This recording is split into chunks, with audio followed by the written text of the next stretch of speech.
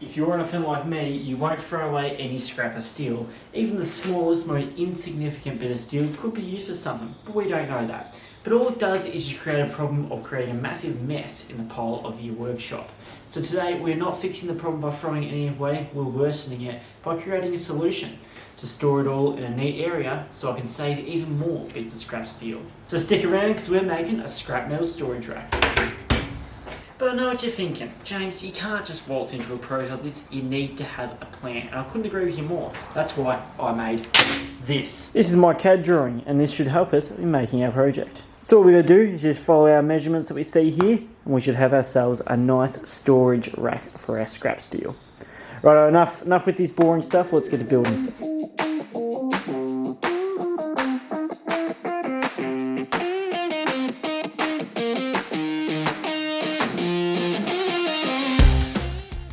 So this steel storage rack starts its life as steel tubing. I'm using 25 by 25 by 2mm tubing, and this will get cut to varying lengths on the bandsaw. I bought this bandsaw a while ago, and I must say it's now one of my favourite tools, because before this I would usually cut it all with a hacksaw.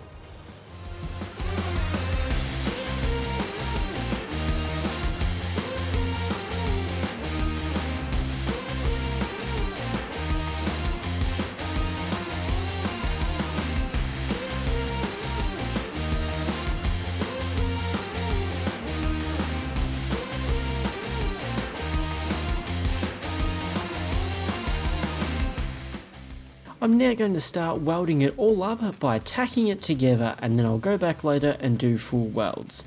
This rectangle is going to be the bottom frame of the steel storage rack.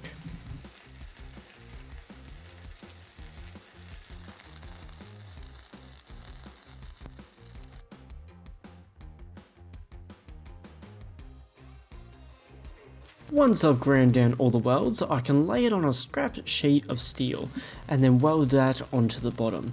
I got most of the way through welding this before having a brown pants moment as my uncle decided to stop by. Oh shit, hello. With that done and a fresh pair of undies on, I'm now going to be working on the side supports. Also, another tool I bought a while back was the fixture table. Extremely handy for repeatable setups, and I have a video on setting up the fixture table. And while it's a good one, I do suggest looking around as there's much better options out there for even less. It's the same steps for this, tack it all together and then fully weld. I made 3 of these, but I had to wait a little bit before grinding it down as it was 5 AM and I'm still fairly new to the street, and I still can't imagine that my neighbours would love a 5 AM wake up call. Alright, so we got our bottom frame, our 3 side panels and a top frame over there. Now it's just time to stand everything up and put it all together. How was it? Point at the map and we'll get there somehow. The sky ain't falling, let's get out of this town. Our time is vital and we're making it count. Doing what we can to show them who we are now. Okay, yeah, let's show them. I do need to get myself some more welding magnets. They definitely come in handy with projects like this, but they're more of a 90-degree suggestion rather than a 90-degree angle, so it always pays to double check with an actual square. So with a tack here and a tack there, I can lay the smaller rectangle that I made off camera and tack it on before attaching some side pieces and get the frame nice and rigid.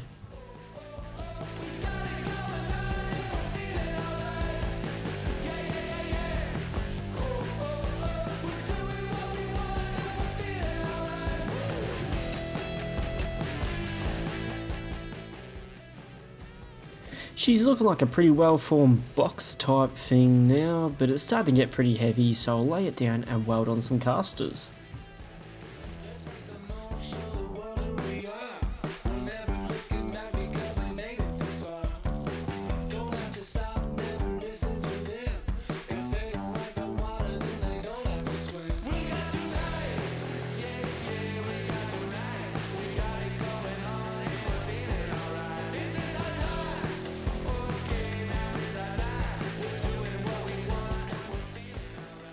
I had to make sure it was all good, so I brought in Toby to take a look.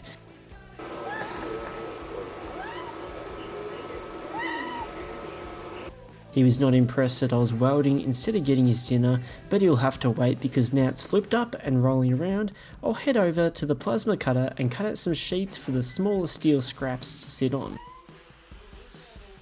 You'll see that I actually had a bit of trouble with these tool paths. The electrode was completely buggered and in need of a new one, but they were in the mail, so I had to keep restarting it, and despite all odds, it did make it through.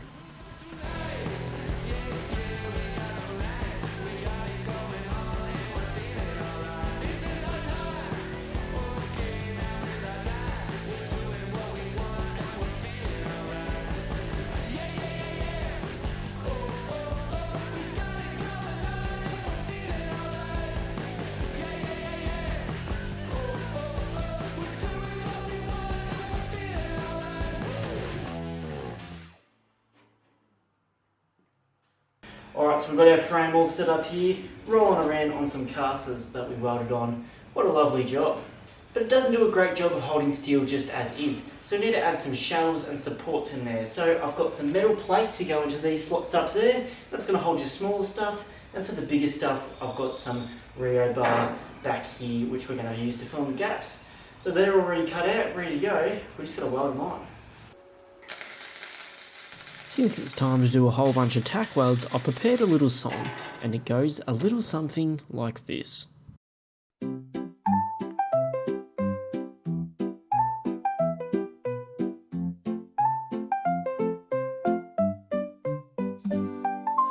Old MacDonald had a shed, E-I-E-I-O. And in his shed he had a welder, E-I-E-I-O. With a tack here and a tack there. Here a tack, there a tack, everywhere a tack. Gold tack, Gold tack. gold tack. Old MacDonald had a shed, E-I-E-I-O. Wow, wasn't that just excellent? You can almost not even tell that it was AI. Great success, let's move on. It's time to paint, and I have this paint booth because I've been recently learning how to spray paint. I usually use oil-based epoxy enamel, but I had this water-based stuff left over from an old project and I hate spending money, so I'll be using that up. I'm still learning with spray painting, so it's probably not the best technique, but it sure as hell beats painting with a roller and a brush. And the result came out perfectly.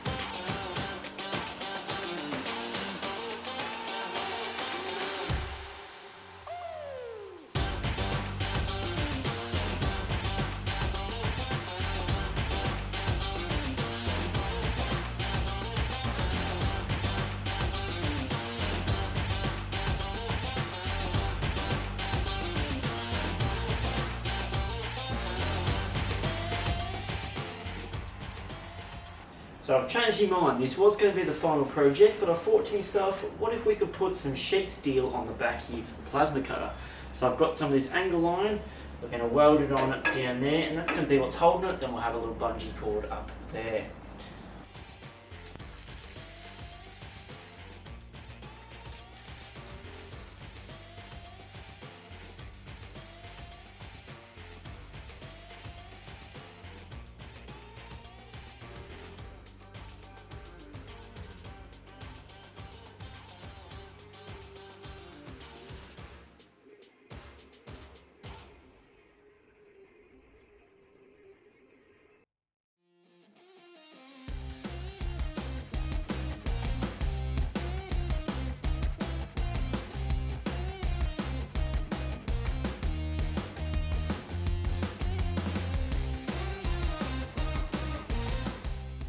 So that's the card all done. I got it loaded up with some metal and pushed it into the corner where it will live, right next to the plasma cutter. It's already accumulated more steel since being there, and I'm sure it will gather more soon enough.